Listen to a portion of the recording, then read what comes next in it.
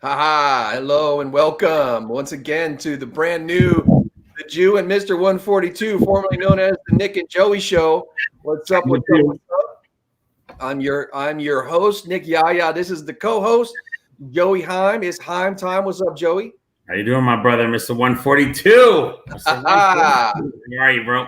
that's right. That's right. I'm so glad we came up with the name finally, man. After all these episodes, we finally settled on something that we thought was kind of cool and kind of catchy and kind of different than anything else out there, man. So I'm digging it. Yeah, and did you spend that $200 yet that I gave you, or what? You know what? Actually, I invested that money into cryptocurrency. So Oh, hopefully I'm going to see some returns here because, yeah, it's starting to blow up these days, man. Crypto's hey, did blowing up. Elon Musk? Is that an Elon Musk thing too? No, that's not Elon Musk. It's But decentralized. he's PayPal. I think he's PayPal. Correct. That's right. Yeah, he was part of the PayPal mafia, and that's where he made his wealth right there. Speaking of PayPal and crypto, PayPal actually just announced that they're going to start allowing people to trade, buy, sell, and hold crypto on the PayPal network. And then right at the beginning of 2021, they were going to allow people to utilize Bitcoin and other cryptocurrencies to make purchases through 26 million retailers that are affiliated with PayPal. Wow. So, yeah, that's kind of cool. But on one ominous note, and I just wrote an article about this for my other podcast and my other website, the Free America Podcast, that talks about how we're transitioning away from cash to a cashless society to completely, digital. And then what's going to come next is this rollout of universal basic income, which sounds good on the surface, hey, free money from the government. But what it is people going to become dependent upon this free money, and then they can shut it off at any time they want. And I wondered how they were going to do this, how they're going to transition so quickly. Well, the Fed just announced they're going to stop printing cash coming this holiday season. They did? Yeah. And then in that same article, the PayPal CEO says that we set this up so that governments can have a quick way to transfer money to their citizens. And I thought, why would governments need a quick way to transfer money to their citizens other than to distribute universal basic income? And so we're starting to see the framework for this being laid out by tech, or at least it's being made public now. I'm sure the framework and the building of it's been going on for a while. So this is concerning, dude. And I think a lot of people should be concerned. I mean, it may on the surface sound innocuous, but I guarantee you this is a part of a larger plan. Oh, it's been from the beginning. This whole plan that was put on hold when Trump took office and picked Hillary, to the curb, told that bitch fucking take a seat, So and because they had planned on rolling this out, I'm sure a lot sooner, but Trump really put. So let me ask you, what happens to those people that have hundreds of thousands, tucked away at home or safety deposit boxes? What are they going to do? I don't know. That's a good question. I was actually talking to someone today about that, and he's got a lot of cash, and he had asked me about something that I brought to his attention years ago called the Walmart Money Card. And these are like debit cards. They're loadable, preloadable or loadable money cards. And I'm not sure if there is a limit to how much you can put on it, but I know that if you put at least $1,000 on it, there's no monthly fee. But here's the problem with that. Like if you want to join the gym or something where you have to pay every month, it doesn't work. Yeah, it does. Well, it's just like a debit card. You just give them that number, and as long as there's money on that card, then because I actually went and bought one today. I bought a Visa gift card. And different. Oh, it's different. Okay. Yeah. I mean, they should have credit cards like that. You give them money up front. And then what happens if they don't take money? Essentially, what it is it's Walmart getting into the banking business. All right. And so they've partnered together with this company called Green Dot. And right. And so they now have these, essentially it's banking for people who can't afford to or don't know how to bank or don't have the opportunity to open up a bank account. They don't have the proper credentials or whatever that you would need to do that. And so you just go to Walmart and you'd say, I think it's like $3 or $5 or something. You buy the card, you load it up with the cash, and you could reload cash on there for free. And there's no monthly fees so long as there's more than $1,000 in it. I think the monthly fee is like $4.95. But anyway, this is a good way to convert your hard currency into digital currency. Yeah, because you're gonna have a lot of these gardeners that only take cash and they don't have bank accounts. Like, what are these guys gonna do? Because they, maybe some of them are still here illegally. What are they gonna do? That's part of it, man. And then your drug dealer. What's your drug dealer gonna do? Right. That's part of it. It's crazy. And homeless and all that. It's really gonna put the screws down on all of these gray market and black market activities. And the other thing is, I don't want the government knowing where I'm spending my money. Like, that's the other thing that drives me crazy. It's this Big Brother thing. When's it going to end? Like, we have these new lampposts by our house, and they're funky looking. They've been doing construction on it for like 7 months. And what is it? They're like these new lampposts in our shopping center. Yeah, and it's like thick, and there's just something weird about it. Like, is that the whole 5G thing? I don't know what it is, but they've been working on it for like 6 months. Yeah, those are they're not 5G, but they are like they're spy towers essentially. Yeah, it's just here we are again, and it's weird. They're like next to each other. It's just crazy. It's just all this Big Brother stuff, and it's just gonna get worse. It's this world. Like, I don't want to say of course it's worth living, but it's not like nowadays. Like, if you die, it's like, oh fuck, this world sucks anyways. It's not the same world. Politics is just I'm sure we're gonna talk about the debate, but if Joe Biden wins, and I told you, I've made no bones about it here, that I think the fix is in. I think he's going to win, but only by cheating. Did you see today what Van Jones said? No. Oh my God. You know who Van Jones is, right? Yeah. So he really offended me when Trump won last time. He said that what this was a whitewash. You remember him saying that on CNN? Yeah. And to me, that's one of the things that bothers me the most is, when Obama won twice, we were okay. But when Hillary, it wasn't even a black person that ran against Trump, but when Hillary lost, we're a racist country, which doesn't make sense because 2 white people ran for president. But, the problem with liberals, they cannot lose. They always make excuses. But today, Van Jones said on CNN that Donald Trump doesn't get enough credit for what he's done for the black community. Mind blown. Can you believe that? Really? I actually shared it on Facebook about an hour ago. Yeah. Wow. That's huge. Okay. But about a month ago, liberals on Twitter have been killing him because you cannot compliment Donald Trump, and he's been saying he's been working with Donald Trump Jr. and the family's not as bad as people say, and nobody wants to hear that if you're a liberal. And he's been getting killed, and I haven't been on Twitter yet since that story broke, but I can only imagine they're probably fucking killing the guy. Well, it's funny you mentioned it because CNN also called out Joe Biden for the oil. One of his lies, or I think it was over the oil or fracking or something like that. And they actually called him out on it. And I was actually very surprised to hear that. And so you're seeing these cracks start to form in the mainstream media when it's beginning to realize that, perhaps we're on the wrong side of history here. Perhaps we're losing viewers. Perhaps the country actually does like Trump, Well, if they don't want to lose viewers, they better hope that if Joe Biden wins, it's just going to be so. Look, the only way that guy's going to win is if they cheat. If they succeed at cheating. Let me put it that way, because they're going to cheat. Of course. The only way he's going to win is if they succeed at cheating, because they can't win in a fair fight. My prediction is Trump's going to win both the popular and the electoral college vote. For sure.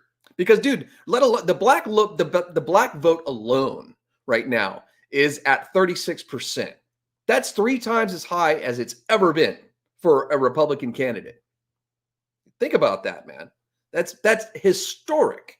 And if he's got that kind of support amongst blacks, you see he's got a huge Latino support. All right. He's got support of all the red states. And now we're seeing here in the blue states These huge rallies for Trump, man, they're all over California, Beverly Hills, Newport Beach.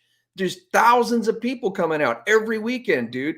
Rows and rows of cars with trucks with flags and shit. I mean, it's outright. I've never seen that kind of support for a presidential candidate on either side. All right, maybe they were a little hyped about Obama. It looks like we just lost Joey, but I'll keep going here. People were really hyped about Obama, but you didn't see, these huge, just spontaneous rallies of people showing up places and with flags and banners and people from all walks of life, So this is an historic thing that we're witnessing here. All right, that this love for Trump, I wouldn't go so well. Yeah, okay, maybe love for Trump, but also just this admiration really was the word I was looking for. Is something unique to him. And I think it has in part to do with the fact that he's charismatic to a degree. He's not probably the best speaker. He's a little crude on that front and maybe a little abrasive, you might even say. But it's mostly the fact that he's honest. All right. And that's rare in a president and a politician. And the thing is, he's not a politician. That's why people like him. All right. Joe Biden, great example. Been in politics for 47 years. Hasn't done shit. All right. And what he has done and the things that he has done have been detrimental to the Black community, such as the crime bill that he passed that he presented and was passed under Bill Clinton in 1994. So, that has been extremely detrimental to the Black community.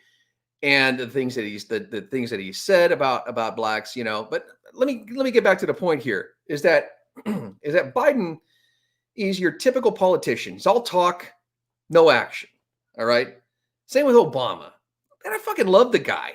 Great speaker. I still love listening to him speak, even though I kind of don't like him. He's a great speaker. All right. Now, you got to judge a man based on his actions, not on his words. All right. Now, Obama's words are beautiful, and he's a wonderful orator, an intelligent man, but his actions are what you got to judge him on. Look at what he did. Look at what he got involved in so many. Here's Joey again. Let's bring Joey back in. Sorry about that. Wi-Fi issues. Sorry. That's okay. I was just talking to our viewers and listeners here a little bit about what I think makes Trump so attractive to people is that it's his actions, not just his words. Obama has beautiful words, but you look at his actions. Look at what he did in Syria. Look at all these drone strikes and all this other stuff that he did. And how he really screwed this country up, especially with the Obamacare. You can keep your doctor. No, you can't. So lies. That's what politicians do. They fucking lie. Yeah. That's what Biden's been doing his whole fucking career. That's what all these politicians do. And that's why people like Trump. Because as much as you may not like what he says or how he says it, he's always going to shoot straight with you. And that's why people like this guy. That's why people who have been in the middle and even people on the left have been, you know what? Fucking Democrats are crazy, man. These people are full of shit. We're sick of it. And we see what Trump has done over the last 4 years. We've seen the progress he's made. He's done even more than he promised when he came. The list is incredible. And last night in the debate, he kept saying, I don't, because that's a politician. Oh, wait till I get in office. I'm going to do this. Wait till I get in office. Your life is going to be better. And he finally said, you know what? You were in office for 47 years, including 8 as the vice president before I got there. And you didn't do shit. Yep. And how many times did Joe Biden, I'm sure the Democrats are going to say Donald Trump was lying all night, which I didn't. He lied about one thing. And I understand he was being positive when he said, it'll be gone by Easter. He did say that. Sure. But I don't really think he meant it. I think he was but he said he was joking. Well, no, he said he was joking about the injecting bleach. What the thing about Easter, and a lot of people, he was basing it on previous year's colds and flu season. All right. What happens when it warms up? There's less moisture in the air. There's less likelihood for the virus to be transmitted. All right. But what we're dealing with here is not necessarily a new virus. We're dealing with a dishonest medical community, a dishonest department, or excuse me, the CDC. All right. And there's an agenda here, and they're lying about the numbers. I mean, the PCR test is flawed. All right. 90% of them produce a false positive. So they can keep testing people year round, and they're going to keep getting these results, and they're going to keep pumping up the numbers. But the death numbers stay relatively flat. Even though the death numbers are fake. Huh?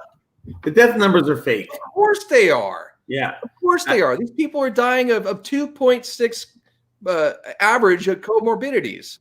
Yeah. So and we've already, we've been over this in previous podcasts, but we'll briefly cover it again. It's all bullshit. I went to the store today, as you know, as you might have followed me on Facebook. I have this no mask thing that I've been doing, this no mask off event. I think we're at like day 32 or something like that right now. Okay. And so I go out to places, and usually now people don't bother me in my local grocery store, right? Well, I go in today, and this lady's like, "Sir, I cannot serve you without a mask on." I go, I have a condition that prevents me from wearing a mask. Well, I'm sorry, I can't serve you. I said, it's against the law to discriminate against people with disabilities. In fact, it's a $75,000 fine for your first offense. She goes, "Well, I'll get somebody else to serve you." And I'm like, "Fine, do what the fuck you got to do." All right. So this other lady comes up. She's checking me out, and I go to reach around, like there's a little plexiglass thing, right? Yeah. And I reach around, and I'm entering my data into the little keypad for my customer number, whatever, phone number. And she's like, "Sir, I need you to stay behind the plexiglass." I'm like, "Okay, all right." And I said, "You know what?" I said, "I got some good news for you." A reviewed study that came out in June 5th of this year that was recognized by the World Health Organization that said that asymptomatic carriers cannot spread the coronavirus. She goes, "Well, that's good for you." And I said, "No, actually, that's good news for you. That means that you don't have to be afraid of everybody that you see anymore." Okay. And she was just like, she didn't know what to say. And I've decided now I'm going to stop being on the defense. I'm going on offense. Yeah, and I'm going to start educating people whenever I see them. Hey, take off that mask. You don't need it. Hey, did you know that asymptomatic carriers can't spread it? And I'm serious. It's time to start educating people. And what? No, go ahead. No, I'm like over it, dude. And I'm taking my cue in part from, one of the people that I follow and listen to, and people might shun me because of this, but Alex Jones. People go, "Oh, he's fucking conspiracy theorist." No, he's not. The guy is a well-read, educated man as to what's going on, and he's been studying this stuff for decades, and he's been right about all this shit. He's read the white papers, he's read the studies, he's read the plans of these guys from the Council on Foreign Relations to all these other groups, and he knows the plan. And he's been going out there just bullhorning people, take off the mask, you don't need it, it's all a lie. And I'm like, you know what? I mean, at first I was like, dude, that's good for Jones, man. Let Jones do that. He's a fucking, outspoken character, man. Good enough for him. But now it's like, no, man, I'm taking off the gloves too, bro. It's on. But for me, stupid is as stupid does. These people will not listen. It's like trying to get their minds changed about Donald Trump. Like somebody invited me. My cousin was last weekend. My cousin invited me. There's a West Hills neighborhood group on Facebook.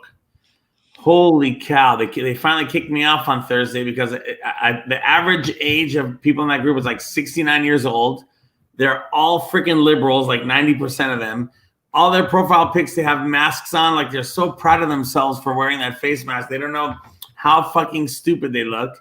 And they just keep, 220,000 death toll. Like it makes them feel good because they hate Trump. I mean, these people hate Trump, and it makes them feel good to trick themselves.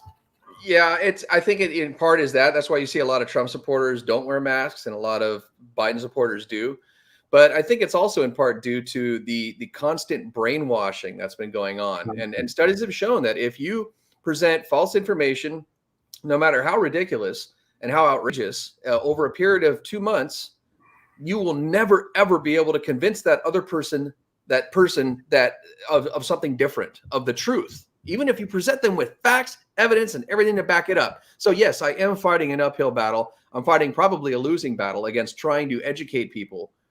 But yeah, I'm hitting. I mean, for me, it's like banging my head against the wall. These people, like I don't know if because they're smart people, but they're not like liberals. They're the smart ones. They're not all there. Like there's like a mental block somewhere. So I don't know if they're keep repeating themselves on social media because they hate Trump so much, or do these gullible people really think like, today there's now 60,000 new coronavirus cases. Like, so that's what I put on Facebook.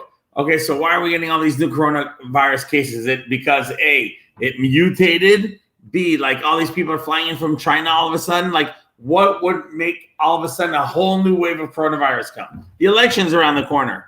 Of course. It is. There's no, I mean, give me Nick, you're Mr. 142. Give me a quick scientific medical reasoning as to why coronavirus cases can be on the upswing. I mean, tell me something that makes sense other than what we know. I'm saying the election. Be the devil's advocate for me right now. Real simple. More testing equals more cases.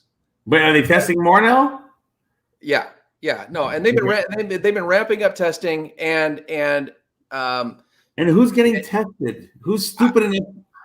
I don't know, man. I don't know who these people are. But here's the thing: is that we're heading into cold and flu season, and so you're going to see this go through the roof again. And all the people that are going to be dying that would normally die of the flu or die of heart attack or die of suicide, a gunshot wound to the head, are going to die of fucking COVID. It's going to happen again and again. This is the second wave or the third wave or whatever. They're going to lock down the country. They're going to lock down our state again. And it's going to ultimately destroy people financially because there's no more unemployment, man. That's fucking gone. Yeah. All right. And it's like they're planting the seeds for this insurrection to take place, these riots to take place. Yeah. All right. Trump's going to win. Boom. And then it's going to light that fuse and it's going to be on. And then there's going to be no money. There's going to be no food. It's going to get worse and worse and worse. And it's just going to ramp up. And bro, I think that the thing is to implode the United States so that the UN and China can come in and fucking take us over, bro. That's what I think. Like it's so. First of all, the UN has always hated the United States. The UN hates Israel. They hate, the Western world, and China is just. It's crazy how all these stupid Americans, these stupid motherfuckers on Facebook and Twitter and the media. Why are they mad at Trump? If they're going to be angry, I mean, first of all, Donald Trump should be a hero, right? They said there's going to be 2.5 million Americans dead in the summer. Instead, it's 10% that. Okay, that was the models, the early models in the beginning were 2.5 million. Instead, there's only 220,000 people dead. So he should be his face should be on every dollar denomination. He's a hero. No, right? Totally, bro. I try to explain that to people, man. They're like, dude, the initial projection was 2.2 to 2.5 based on faulty inputs, first of all. Yeah, of right? course. The guy that projected this is they realize it's completely faulty. But there was Dr. Birx, who's one of Trump, the administration's doctors, came out and said, now at that time, said if we do everything perfectly, 200,000 people will still die. And where are we at? 220? All right. So Trump did it perfectly.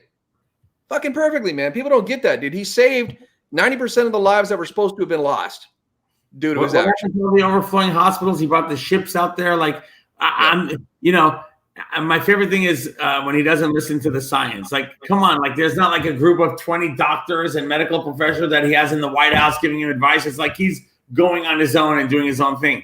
They just want him to listen to their scientists, which is Dr. Fauci, who's fucking evil and friends with Hillary Clinton, and he's a interest in Moderna, which is the manufacturers of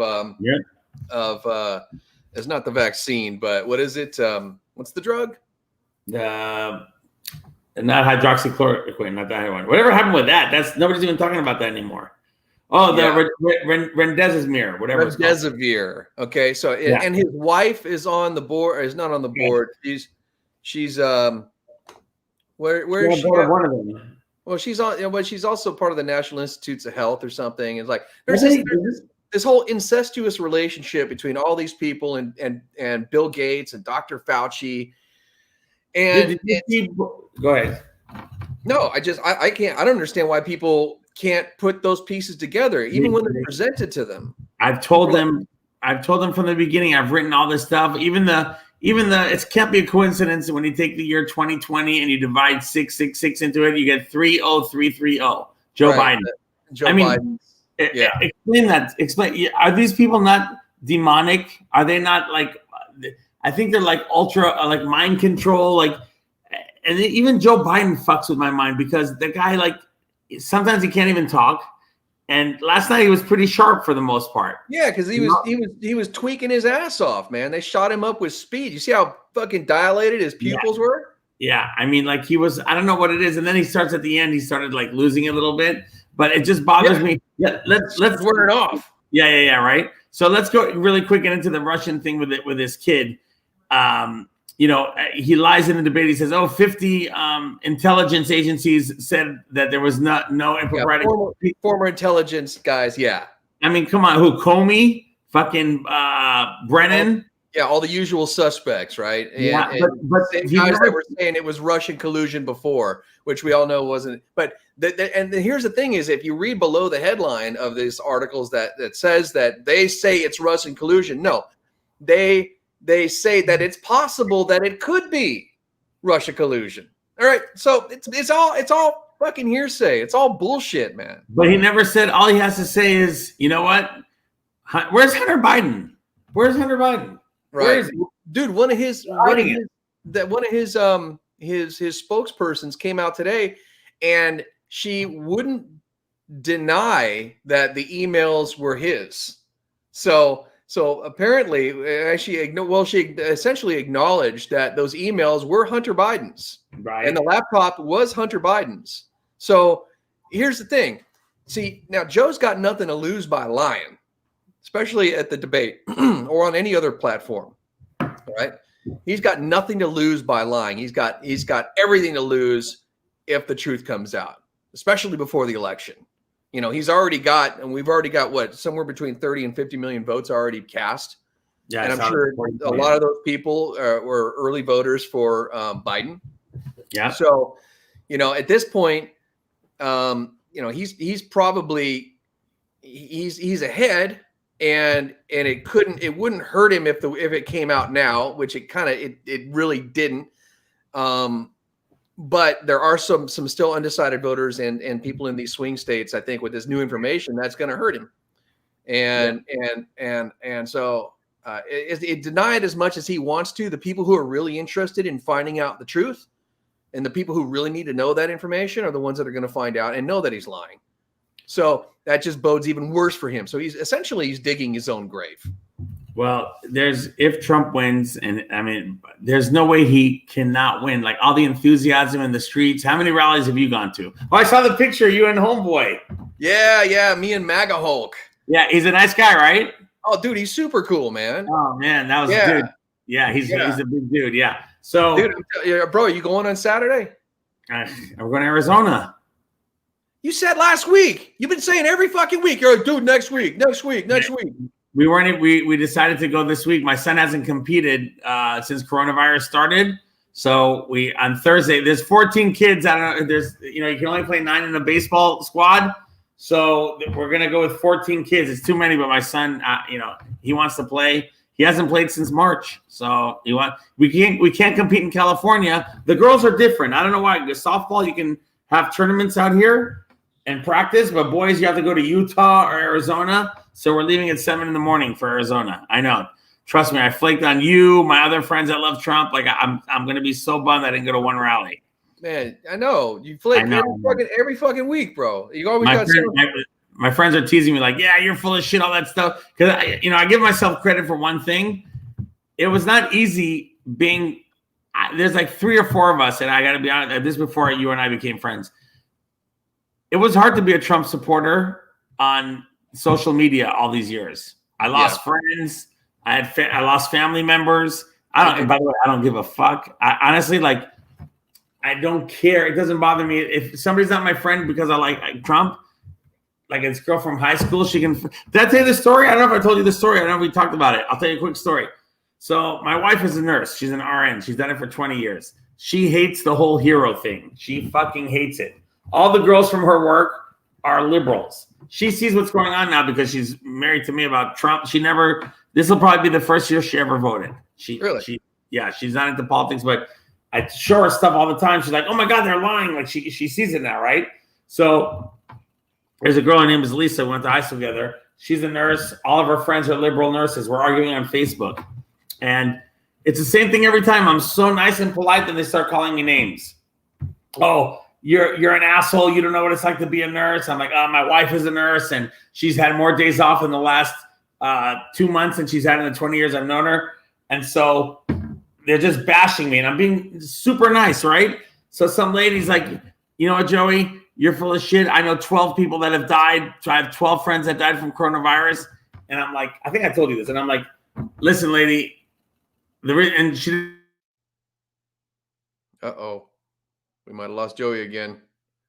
He froze up. Well, to continue forward on Joey's story, I had a similar experience where it was over masks at a post office, and this lady's like, you should wear a mask. I know people that died working in hospitals. And I'm like, and they were wearing masks, right? Yeah. Well, then masks don't work. Why are you wearing it? You see? I mean, even the CDC just came out with a recent study that showed that what was it? 82% of people who wore masks all the time, still got coronavirus. All right. And that's even if they got it. Okay. As we know, the tests are faulty. Another 14% wore masks most of the time. All right. So that's 86% of people who wore masks pretty much all the time. Still got it. All right. And the other 16%. Okay. He's back. The other 16% didn't wear. The other was like 2% of people or 4% of people never wore masks and they got it. But dude, 86% of people who wore masks got the coronavirus. So anyway, continue with your story, Joey. Sorry about that. So really quick. So this lady said she knows 12 people. 12 people died, right? Right. And so I said, I'm like, listen. So the reason I can always bring up celebrities is somebody that Nick Yaya knows, and Joey Heim and Juju Heim. Like we all know who Kanye West is, or Kim Kardashian, or Donald Trump. No famous people have died from coronavirus, right? Right. Anybody on Facebook can say, oh, I know 14 girls that have, 14, whatever. Even my neighbor says he knows 8 people that have died from coronavirus. He's a liberal, right? So I call bullshit. So this lady, a nurse who was bad mouthing me before. Yeah, it's funny how it only targets liberals. Why is that? I don't know anybody that's fucking died, man. I don't know. I know people now that are getting ill for 2 days, but nobody that's gone to the hospital, not one person. So go ahead. It's okay. So this lady says, she sends me, my daughter died. I'm going to say an obituary of my daughter. And so she sent me the obituary. So her daughter did die. So sad. Her daughter was 11 years old. She died in July 2019, and she had something called HRH or something. So I read it, and I'm trying like, oh my God, I know it's coming right now. I already feel what's going to come. So I said to her, I said, listen, I'm so sorry for the loss of your daughter. That is terrible. I can't even imagine burying my own kids. But no offense. What does that have to do with our discussion? You said 12 people died from coronavirus.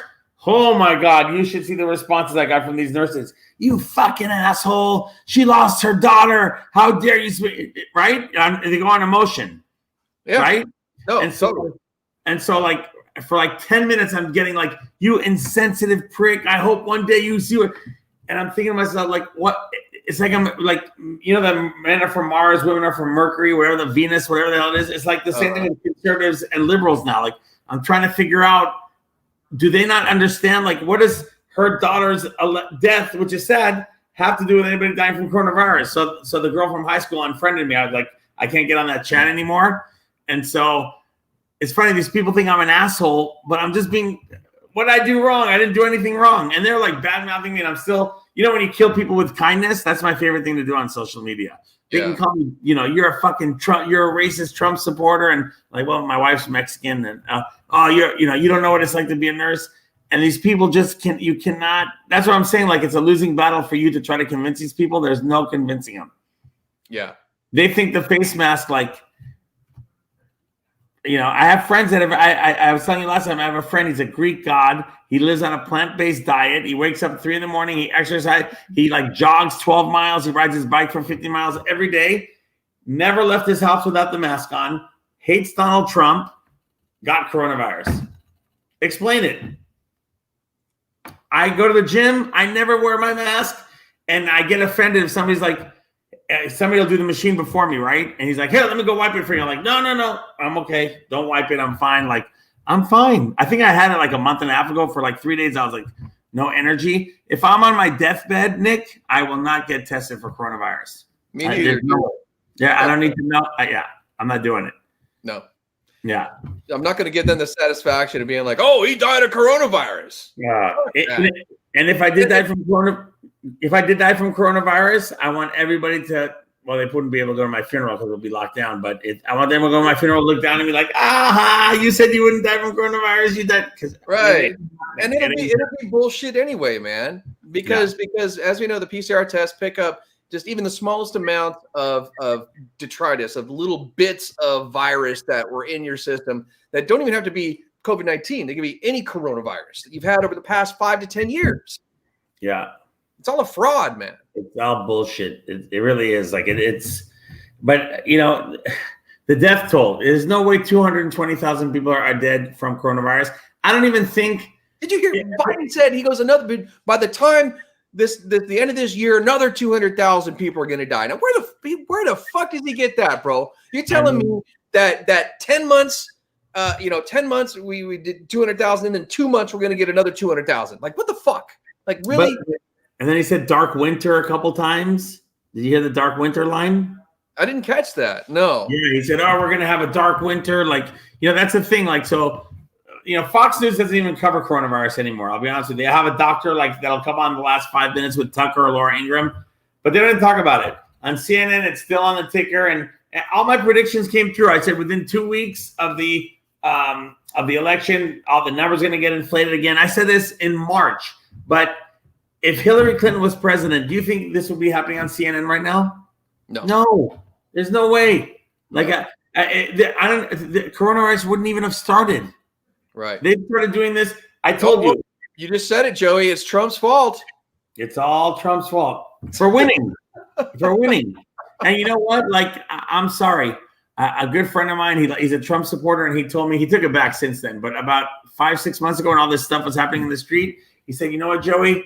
I love Trump, but maybe it's better that Biden is the president, so we won't have this stuff going on in the streets anymore." And I'm like, no, fuck that. I don't want to give in to him. You can't give in to, they're just sore losers. You can't. Okay. Let's say Joe Biden wins in this year, right? In 2024. By the way, his daughter will be 40. The Simpsons foresees everything, right? You know about that? Yeah. So they have Lisa Simpson. They compared her once to Ivanka. So Lisa Simpson becomes president when she's 48 or something in one of those future episodes. That's how old Ivanka is going to be in 2024, or she's going to be 42. I forgot the numbers. Gematria, I was telling you. So I think she's going to be the president. But anyways, if Biden wins in 2020, if a Republican wins in 24, it'll be all this same shit all over again. It'll be all the same thing. Yeah. Well, Biden was saying that this thing's going to be going, until 2022 at least. So it's fucking planned, man. So in the thing called what's it called? That's why we gotta fight now. That's why you got to stop wearing your mask now. That's why you got to stand up to people and say, "No, I will not be intimidated. I will not be forced to do anything against my will. I'm not going to take your fucking vaccine. I'm not going to wear your fucking mask." All right. Yeah.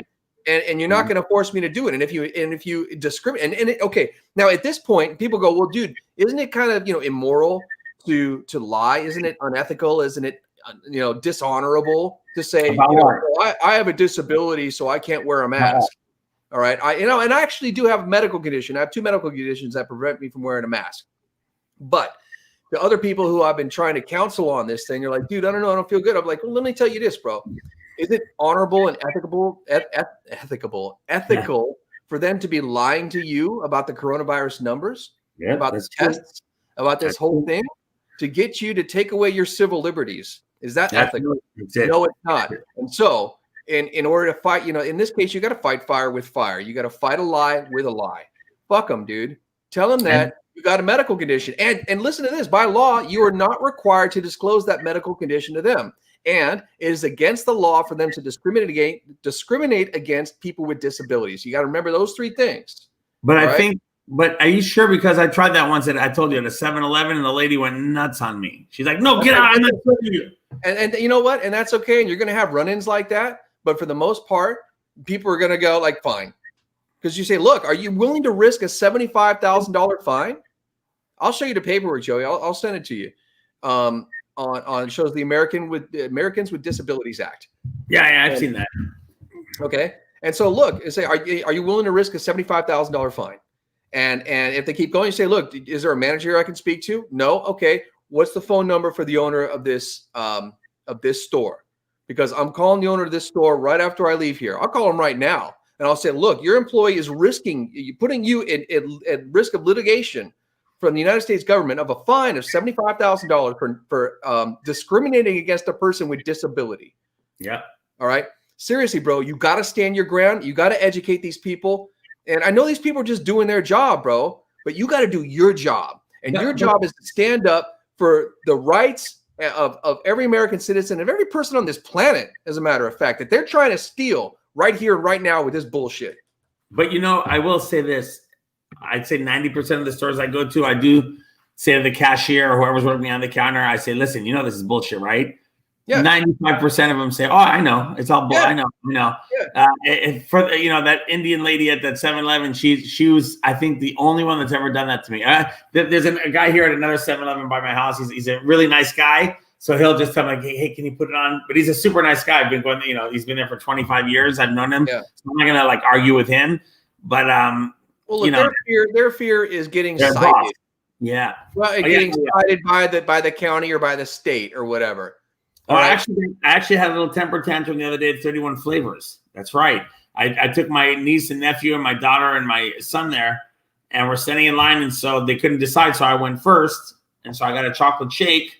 And as they're ordering, I have my mask down, and I'm sipping on it. It's like, oh, okay, you can't drink that inside. I'm like, bullshit. Oh, what's that? Bullshit. Yeah, she's like, and she's a younger girl. She's like 19, and so I'm like, oh, I go, you got to be fucking kidding me. She goes, no, I'm just following rules. I hate that part. I'm just following rules. Yeah, I'm like, yeah. So are the Nazis. She goes, yeah, you can drink it outside, get with a mask on, but you have to have your mask on in here. And so, they're so. Look, when they work for somebody, I understand, but here's the thing. I know. Look, they're just following rules. All right, yeah, and so were the Nazis. Okay. But look, they're following rules, and you got to educate them. You say, look, it's okay. I'm exempt from this mandate. It's not even a law. And even the governor just said, he goes, I can't even I don't have the legal authority to mandate anything. He said it. Fucking Gavin Newsom said that. So look, you say, look, I know the rules say that if someone is without a mask in your thing, you could get fined. All right. But I am a person with a disability. I cannot wear a mask. Therefore, you will not get fined. Okay. Are we clear? Yeah. You're not going to get in trouble. Okay. I'm exempt. That means you're exempt. We're cool. So seriously, man, you got to stand your ground. Yeah. One thing that hasn't happened to me yet, though, not like a customer or somebody walking by me. Nobody's ever gotten mad at me for not wearing a mask. That hasn't happened yet. I've had it happen, and I just ignore them, bro. Sir, mask, sir. I'm just like, I don't even acknowledge, bro.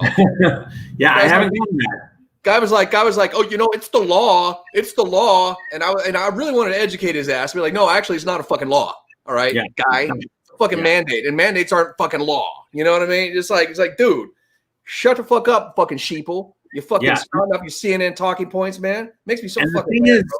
Nick, I know you, and the thing is, if there was science to back it up, and I've told you this before, I'm a wimp. I'm a wimp by nature. One of our neighbors here down the street, she has a son that's he just turned 3, and he cut his head against the blinds or something, and he was splurting blood. And if that was me, I'd be freaking out if it was one of my kids. I'm a wimp. People think I think people have this misconception of me that I'm this asshole. On social media, but I'm an asshole because I'm mad at these people for not fucking seeing what's going on. Like they're like, their hatred for Trump as now the world is forever changed because of people like them who are falling for everything. It's logic. Their hatred eclipses logic. There's no logic. It's just like, if they woke up in the morning, right? And right now there's 223,000 dead or so, right? If they woke up tomorrow morning not even realizing that the ticker went to 350, we'll say, right? Mm-hmm. They won't even bat an eye. They're like, 350,000 dead. Like they're just so, there's no way that all these people woke up one day with a cough or a headache, whatever, and they died of coronavirus. It doesn't work that way. Like the Chinese people that went into convulsions in the streets. Yeah. That I fell for. That's not how the virus works. It doesn't work that way. That right there should just set off an alarm bell in everybody's head. It's like, dude, the Chinese first, it came from China for one. Two, the propaganda came from China with all these people dying in the streets and convulsing and stuff, right? Three, the whole idea of you got to lock down everybody and do these quarantines and weld people into their houses and stuff, right? No travel and all this stuff. That all came from China. And then all of a sudden, when we see now, all of a sudden, China's wide open again. Nothing, there's no fucking problems. People partying in the streets of Wuhan, and we find out that those videos were all bullshit because people don't just fall down on the street and start convulsing. The math, the math of this thing people should be able to look and go, fuck, it's a fraud. It's the whole thing is a fucking fraud. Yeah, the virus is real, and just like every year where the flu comes through or the colds come through, and it kills people with compromised immune systems and elderly people who can't absorb vitamins and minerals like the rest of us do to help with our immune systems. All right, they're going to be affected. Yeah, all right. People with pre-existing conditions, man, heart conditions. Yeah, it fucking happens. All right. Right. This is nothing different. This is nothing major. It's not this isn't the fucking Spanish flu. This isn't some fucking, this isn't like AIDS on crack on steroids, that flies through the air and fucking kills people. That's what people are acting like. They're acting like this is fucking AIDS all over again, like flying AIDS. I remember about a month into the pandemic, it must have been probably like late March or early April. I said, I'm going to take my kids in the car, and there's a place in Sherman Oaks. It's a 15-minute drive from my house. I love they grind their coffee there. So this is like 3 weeks probably into the pandemic. We took the freeway. We took Ventura Boulevard. There was like 4 cars in the street. That's a real pandemic. Like, so people were scared back then, right. and so I understand the fear, whatever. Rightfully so. They didn't have the information. Right. But now the freeways are packed. Restaurants like outdoors are packed. People are walking around like it's not a pandemic anymore. There's no reason for this charade to go on. Like, why is it? Why if the Amish, they're probably the smartest people in the world. I don't think they have any. There's no TV. There's no cell phones. I don't think they get the newspaper. How many Amish do you think have coronavirus? Like probably none of them, dude. None of them. Or if they got sick, I don't know how they feel about going to hospitals. Maybe they do. If they got sick, they don't know. Like there's they drank some chicken soup and pulled through it, bro. Yeah, if there was a real pandemic going on, they'd be dropping like flies, like all of us. Yeah. But nobody's dying from coronavirus, and they have no idea that it's going on. If we can, you saw the movie They Live. We talked about it, right, with Roddy Piper. Yeah. John Carpenter, like somebody's got to just blow up these TV satellites. TV is ruining TV. I've thought about it, bro. I'm like, how do we disable CNN, dude? Like, how do we disable their broadcast capability and just stop them from spreading this bullshit? Me too. Like, but don't you think? But so I have 2 questions for you. Tucker's my favorite. Who's your favorite? I think Tucker too. Dude, Tucker Carlson is the only news personality that I will watch. Everybody, I don't know who anybody is anymore. I know Keith Olbermann because he's a fucking douchebag. Yeah, I can't. I saw this little spiel he did the other day. I was like, oh my god, bro! Somebody pull that fucking guy off the air. I didn't even watch it. I saw it's been making the rounds. I didn't watch it. I know he hates Trump. Yeah, he's like, I'm tired of this, and I'm tired of that, and we need to get rid of Trump, and we need to get rid of all the Kyle Rittenhouses and the Rudy Giuliani's and everybody else, and we need to take them out back. Dude, and he was like, yeah, we need to get rid of them, and basically, like, he was insinuating that we need to kill them all. He'd kill all these fucking Wow, really? conservatives. Yeah, bro. Yeah, it's fucking dude. He's fucking off his fucking rocker, bro. So, dude, somebody was sharing this with me. Did you see the movie Back to the Future? Back to the Future, the first one and the second one? Seen them all. Seen them all. Okay. So, do you know that they predict 9/11 in that? Did you ever see that? What? They predicted 9/11. It's crazy. They make so you got to watch it. I don't want to bore you with the details on YouTube. So remember that he tells Doc that he's getting shot at by terrorists. Remember? Yeah, the Libyans. Yeah. So one of the terrorists he's got a red scarf on. He looks just like Muhammad Atta from the 9/11. Remember Muhammad Atta that they said did it? I know. Dude, it's the same face. And then where did they kill him at? Do you remember the name of the mall? Twin Pines Mall. Oh, look at you. Remember, it has two trees. Yeah. Right? Yeah. But after the second movie, it was Lone Pine Mall. Yeah. Right. Okay, wait a minute. So this is why you're Mr. 142. Hold on. What time does it say on the clock when they shoot him? Don't tell me. 1:16. If you turn it around, no. Hold on. You turn around, it's 911. And then there's a scene where, like, I don't know if it was part 1 or part 2, where Doc has his like 3 watches on, and it's 911, all 3 of them. Okay. Really? Yes. And then do you remember when he there's a part where he like drives fast and like he has to put it 88 miles an hour, and like he has those two like lights. There's a tire store or something, and it has an arrow and it's pointing. It looks like a 9, and those 2 things are the 1-1. Wow. And then the clock on the tower, remember what it stopped at? I thought it was at like 10:11, but is it 9? It's 9:11, yeah. No. Yeah, I mean it's right before the X. It's right under the X. Okay. X is 10, so yeah, so it's underneath it. It's not quite there yet. Uh-huh. So I mean it should be there, but it's like it's under it. If you said the angle, so it's 9/11. Yeah. And then and then in part 2, remember who was the president? Goldie Wilson. No, he was the mayor. Biff. Oh, that's. Did he win the presidency? Yeah, Biff was president. Do you know who the character was based on? Donald Trump. Really? Yeah. So when Michael J. Fox goes into the future, there's army tanks. There's all this chaos in the streets, like what's been going on now. And you see like army tanks, right? Like in the street. And then Biff, ready for this one? He's walking with a black cane and a fist with a Black Lives Matter. Can you believe that? I swear to God, it's crazy. So I don't know. So here's the question. Now, is it predictive programming? I think it. Or is it channeling? Because I channel like when I've written my stuff like the Hell Incorporated and my other book Vigilante years ago. we're talking like 15 years ago now at this point with Vigilante, and then the follow-up book, which is called Patriot. I had envisioned a lot of things now that have been coming to pass. And with my television show, Hell Incorporated, I'm like, fuck, I was supposed to be set in the future, but now I'm like, I think we're going to have to set it in the past. Yeah, right. That's right. All the stuff that I wrote into the story is actually coming to pass. And so I think in part, it may be predictive programming, but it may also be the creative mind tapping into this higher consciousness of the greater knowledge of things. You know what I'm saying?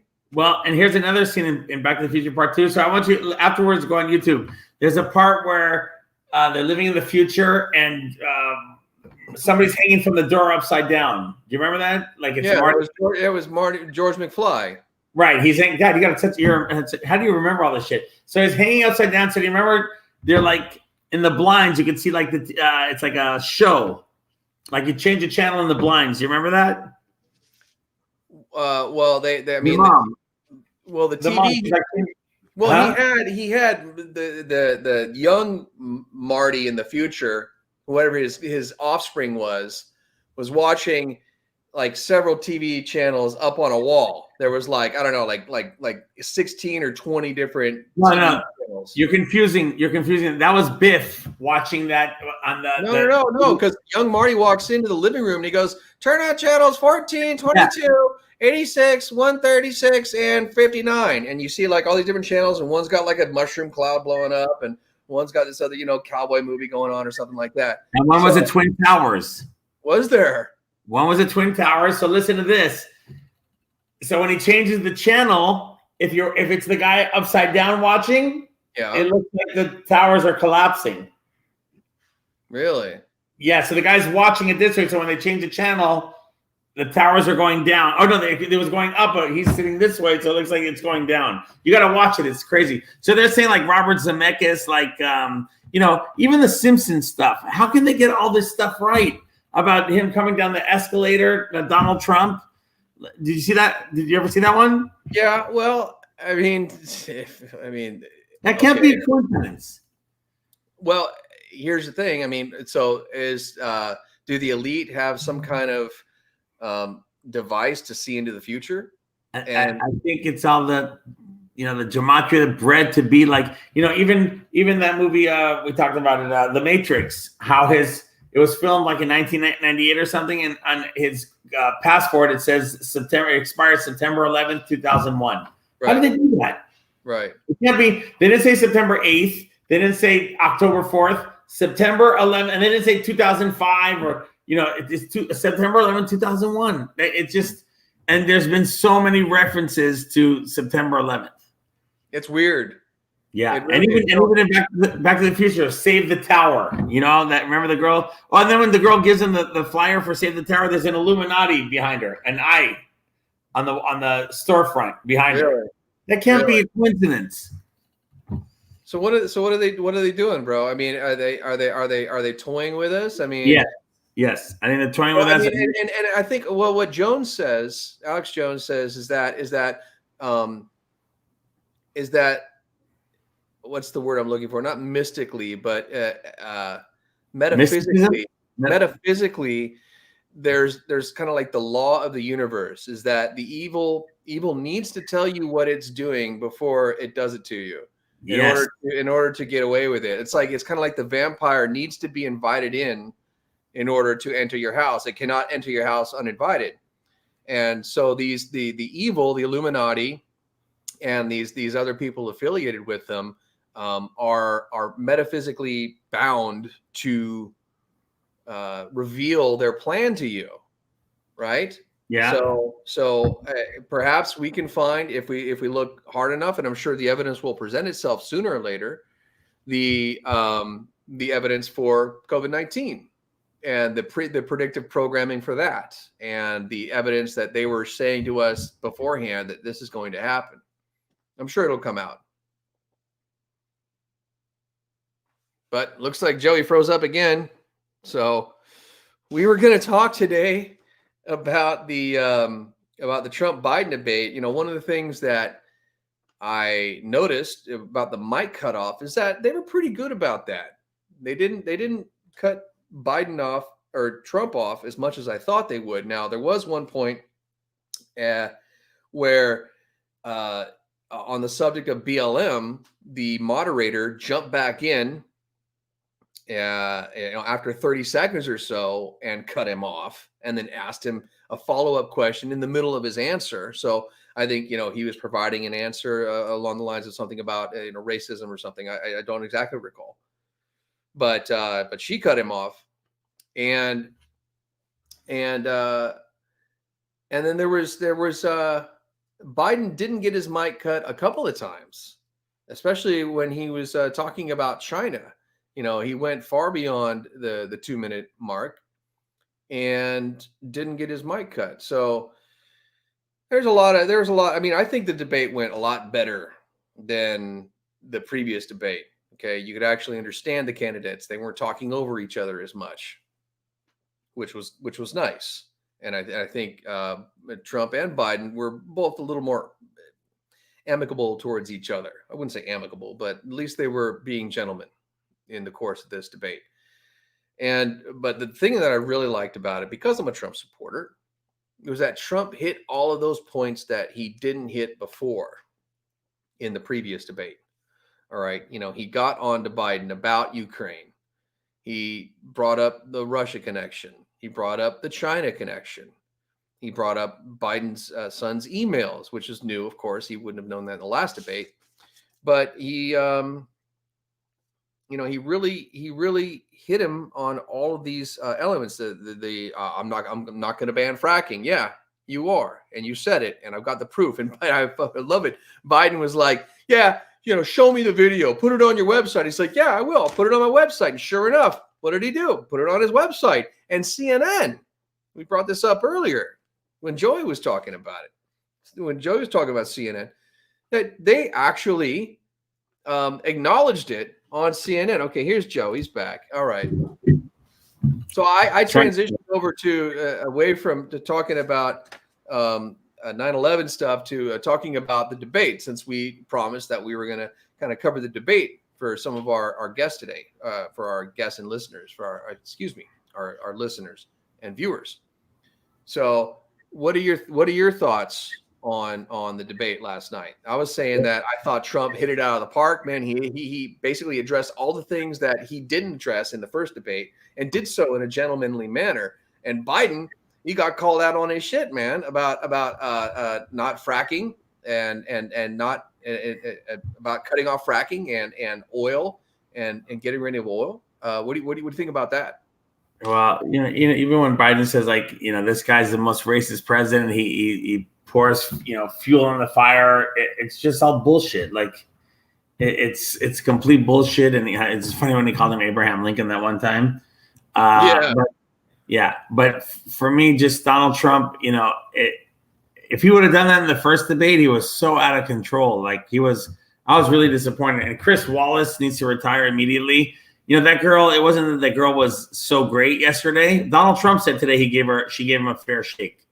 He said he had no problems with it. I think she did a little bit. I mean, she was a little bit biased towards Biden and would like kind of, give Biden the benefit of the doubt or ask him leading questions. And then she would cut off Trump a couple of times, but nowhere near as bad as Chris Wallace. But you know what it is about her, or about those two?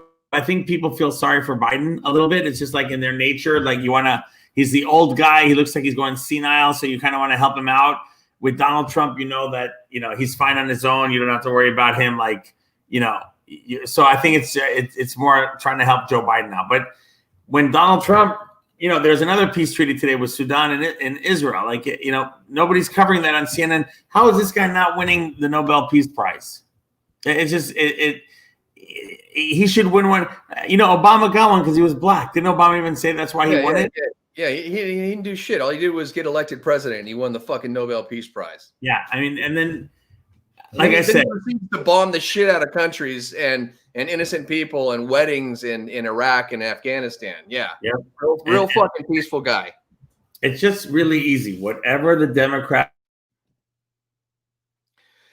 And there he goes again. Well, it's true that it seems as if. There he is. Okay, he's back. Yeah, we're having major Wi-Fi issues in the high. You know what? I was having Wi-Fi issues too, and I communicated this to you over text, but I'll tell the people. The best way to get over that is get a direct connection into your router, and all you need is a Cat 5 cable. You can pick them up pretty cheap. You get them on Amazon or whatever, or even go down to what's the name of the electronics store? Best Buy. Thank you. I was gonna say Radio Shack. They don't exist anymore. But yeah, go to Best Buy, pick them up, $10-15, bro. Hook it right on your Wi-Fi router. Never have any problems.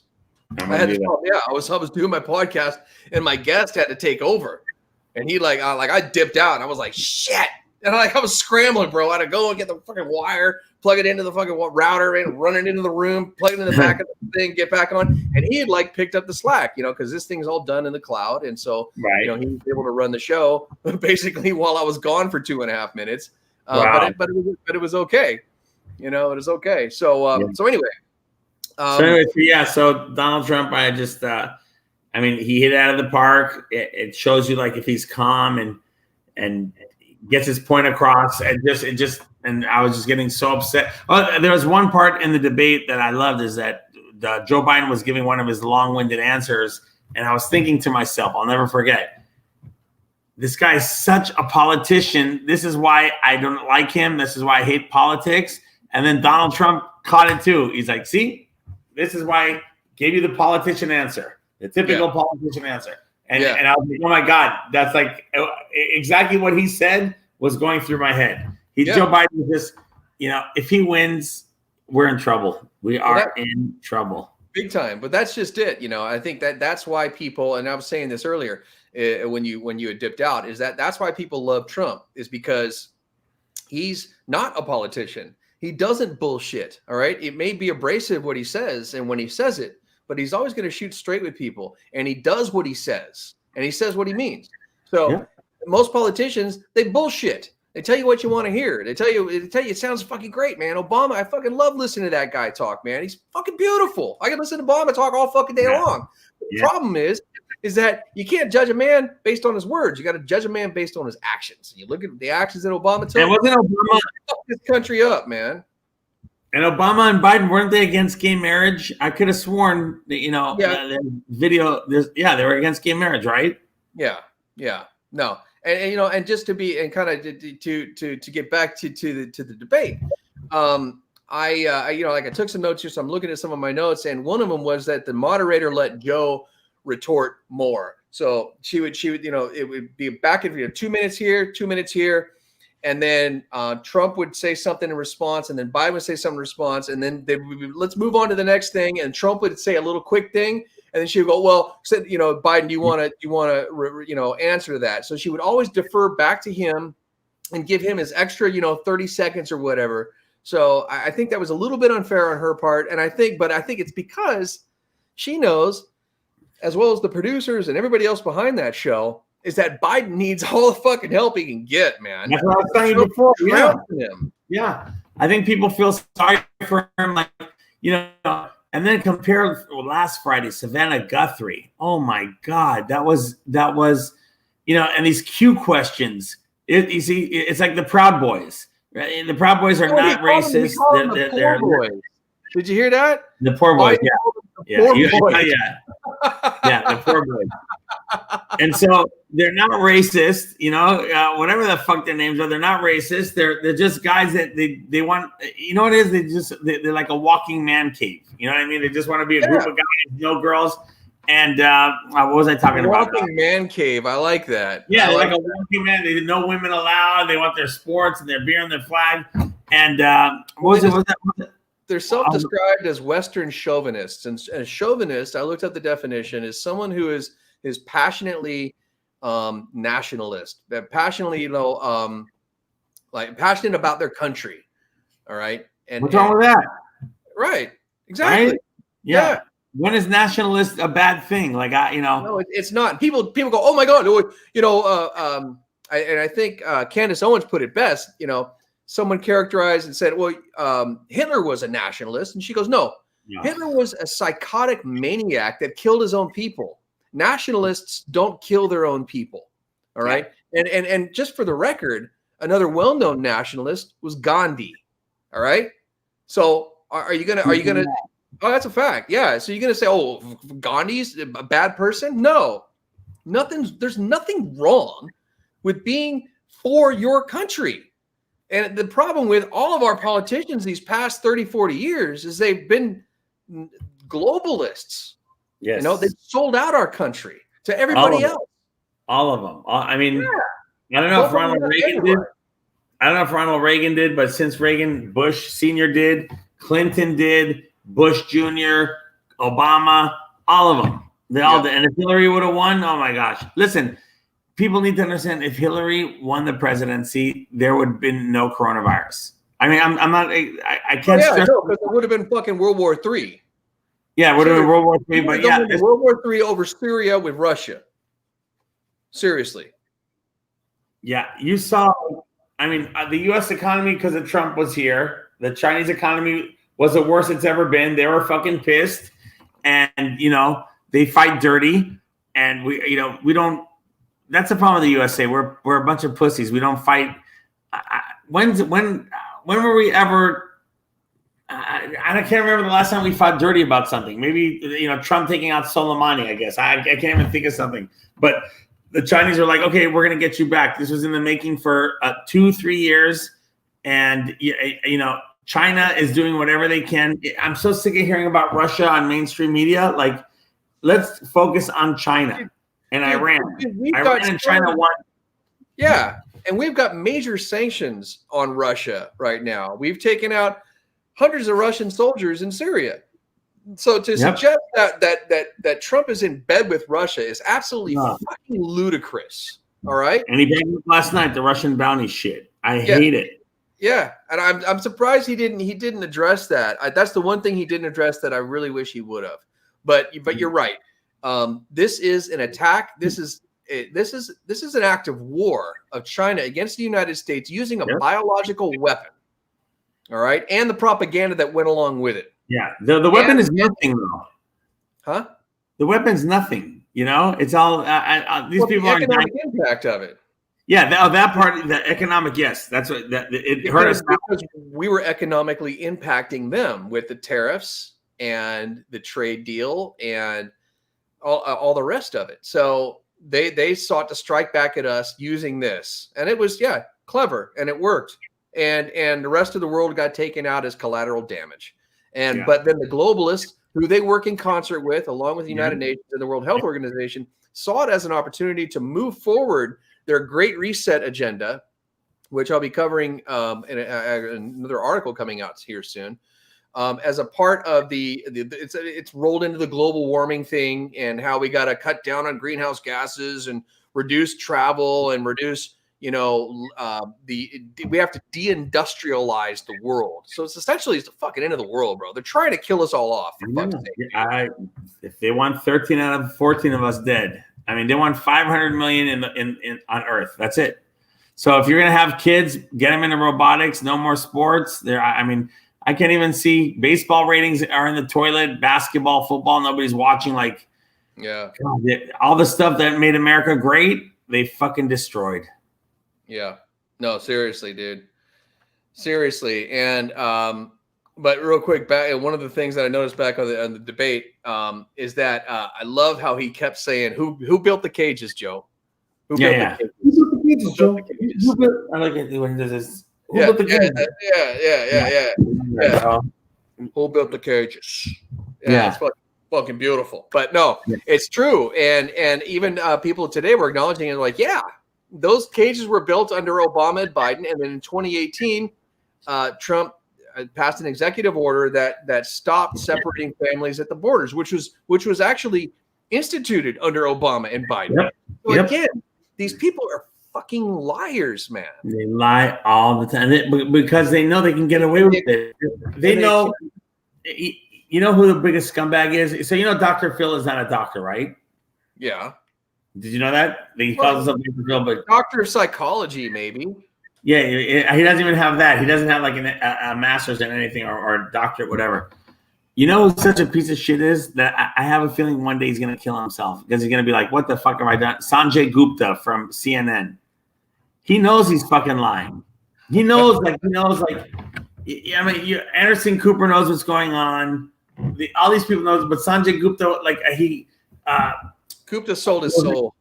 Yeah, he sold his soul, right? He knows he's lying. If you're a doctor, you want to tell them. That's why I like that guy, Dr. Foster, that Trump uses.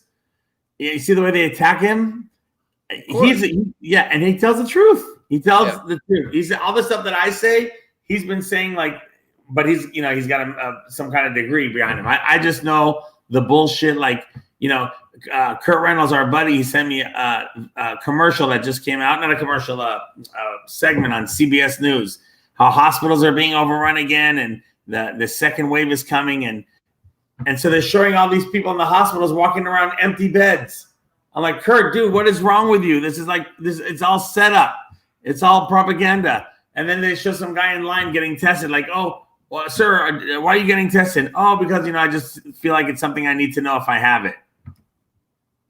Yeah, it's been said before, but I'll say it again. It's the only disease that's so deadly that the only way to know that you have it is to get tested. What kind of bullshit is that, man? I think a lot of people are hypochondriacs, and in the beginning, I understand being scared and like, oh God, what if I have it? But like I said, I have to be almost dead for me to go to the hospital thinking it's coronavirus or wanting to know if it's coronavirus. I mean, I have to be like comatose. Somebody has to. It won't be under my permission that I'm going to the hospital to check on coronavirus. Somebody's gonna have to wheel me out of here unconsciously because I don't care. I don't want to know. I don't want the government to know if I've had it or not. That's the other thing. I don't want them to mark down, oh, we tested, because you know what? They could say I tested positive. I don't believe them. Right. No, dude, my roommate, man, tested positive. He tested 4 times, 3 times he tested positive. It was like 6 weeks apart. Complete bullshit. There's no way he could have been positive 6 weeks after he had it, supposedly. All right. And he tested negative between that.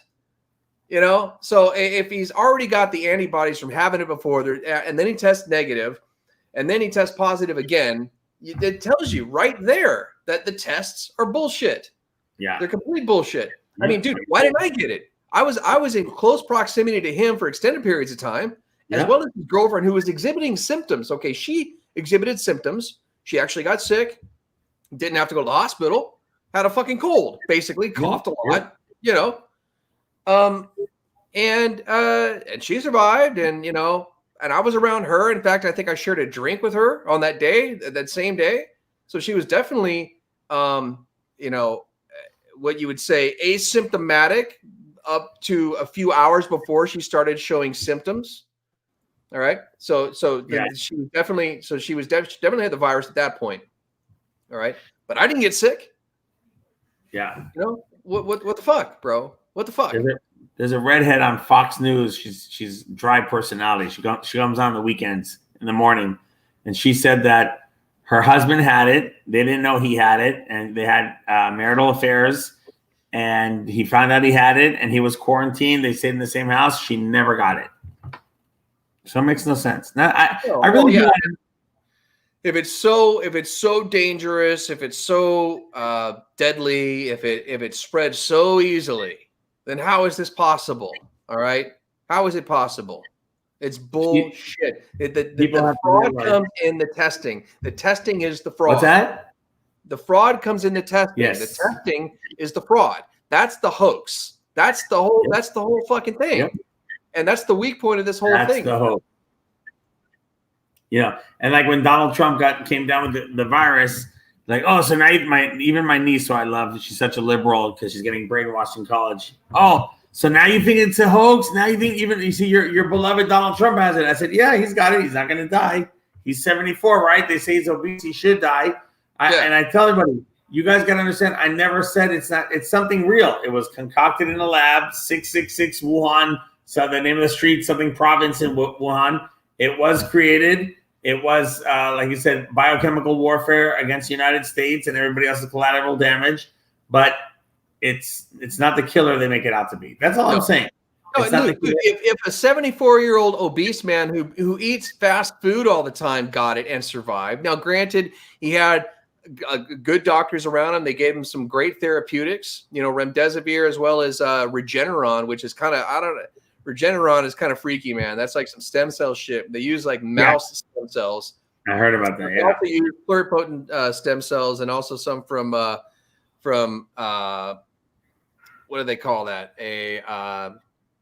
Why can't I think of it? It's when they inject an egg with a sperm, in vitro fertilization. Yeah. Right. And so it wasn't a fetus. It was just a fertilized egg that they grabbed the stem cells from. Anyway, kind of creepy shit. But that's why he said he felt so good, because he got this stem cell treatment, man. He was boom. He's like, I feel 20 years younger. But my point was this. All right. 74-year-old man, overweight, eats like shit, works 18 hours a day, and he bounced back from it. Chris Christie. I thought that guy, like, for sure, that fucker's dead, man. Yeah, he's like 200 pounds overweight, you know, super unhealthy, man. He's definitely aged, and he's fine. You know, if there's somebody that should ever die from coronavirus, it would be him. And now he's talking about the mask. Like, come on, how does he know? Like, just trying to score points with somebody. The masks are completely useless. They were invented for surgeons when they're operating. So their spit and sweat, whatever, doesn't get on the patient when they're talking. Doesn't work. It's ridiculous. It doesn't work. Yeah. But one day I do want to know how it's spreading. I want to know how people are getting it. Like I have no idea because, like I said, this friends of mine, they never leave the house without a mask on, even to walk their dogs, and they got it. They all got it. But I mean, are you talking like sick, or are they just tested positive? No, they got sick. They got sick and they tested positive. So the ones that I'm telling you that got it, they felt a little bit sick, but not like they're gonna die. They just like felt like I had that about a month ago. Well, where they had to interact with somebody at some point, or had Yeah, to touch yeah, the surface, or whatever. So I mean, if they never left their house, it's highly unlikely that they would actually get it. But yeah, people can get it. It's a fucking cold virus, dude. That's it. That's it. They're cold. It's not gonna kill you. It's not like all the respirator stuff was bullshit. Like it was what's his name? You know, that's what I'm trying to tell you. These demons. So I heard a stat today that all the deaths, 86% blue states, 14% red states. It just tells you that's all you need to know right there. Really? Yep. And they said that today. So the blue states are reporting deaths that aren't coronavirus as coronavirus. Essentially, is basically what you're saying. But it showed what the woman said. They showed a graphic too that of all the deaths, 222,000 deaths is like 165,000 from blue states and the rest from red states. Well, but the blue, okay, just to play a little devil's advocate here, the blue states are more populous, and usually, you know, like New York and California have the largest populations, and they're blue states, and you know that's where I know a large portion of them came from New York, so. I just think. But I think, dude, really, and not. I think I fucking know that they're misclassifying these deaths. Oh, of course. Listen, people think I'm crazy. I don't even think 1,000 people died from the real coronavirus. Like, yeah, no, it's closer to. I mean, at the outside, 22,000 people have died of this because that's using the 10% rule based on what we know of the PCR tests being false positives. So all these people that they tested either before or after death who tested positive, 90% of them were false positives. So let's say 10% of the 220,000, that's 22,000. All right. Now, if you factor in the CDC's report that 96% of people died that had pre-existing conditions. Okay, these are an average of 2.6 comorbidities. That means that they had a heart disease and they were overweight, or they also had diabetes, or they had cancer, or some other form, or some other life-threatening disease, along with testing positive for coronavirus. That number comes down to about 13,500. That's 4%, all right, of the 220,000. So 13,500. That's not even a third. That's not even a quarter of what the average deaths are of the flu, every flu season. So again, folks, this is way, way, way overblown. All right, the numbers are way overblown. That's the hoax. The reporting of these deaths as coronavirus-related deaths are the hoax. It's not to say that people didn't die, but the fact that people didn't die of coronavirus is what we really need to be concerned with. All right. And also the fact that all these people are testing positive who aren't even sick. Seriously. My roommate, like I said, never got sick. You know, is it because he's got some kind of strong immune system? I don't know. Maybe. But you factor in the odds of me too also being exposed and not getting sick.